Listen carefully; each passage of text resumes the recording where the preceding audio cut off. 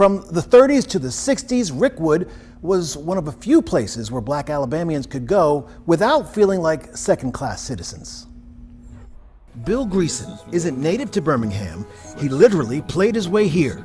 They came to Asheville to play, and I was star pitcher. Started that game that night, and they knocked him out after the second inning. So my manager put me in, and I pitched the next 7 innings against him. Less than a week later, the Black Barons bought his contract and he was on a bus to the Magic City, what would become known as the most segregated city in the South. That was just everyday life, having to have a separate entrance from the street, having to sit in an area that's not as comfortable. When you live in separate areas, you make the best of what you have. We didn't worry about mixing it. And apparently, white folks wanted to enjoy good baseball too. The fan base was integrated even if the teams were not. America's pastime was strong in Birmingham, no matter who was playing.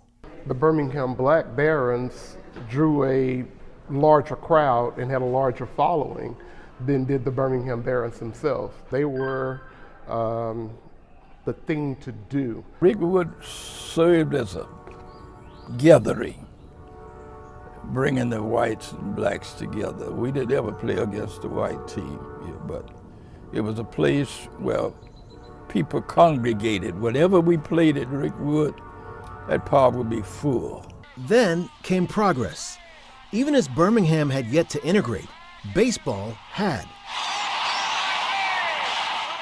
As talented players such as Willie Mays, Satchel Paige, and Jackie Robinson were all called up, the Negro League's fandom cleared out. Once the major leagues were integrated, little bit by little bit, the cream of the crop, so to speak, were pulled into the major leagues, and it's not going to be too long before the Negro Leagues are going to lose their popularity and they're going to cease to function.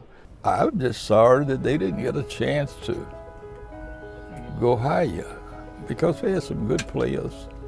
But you know, in the leagues, they only had a few of them. You had to be kind of exceptional to make it to the major leagues. You couldn't be equal with somebody.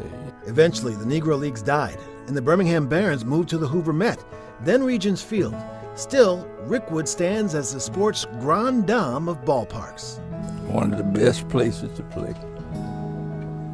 And I used to enjoy pitching there. Just thank God I had a chance to be there and to be a part of a great group of guys. It's like a shrine of American culture, and it exists right here in the city of Birmingham.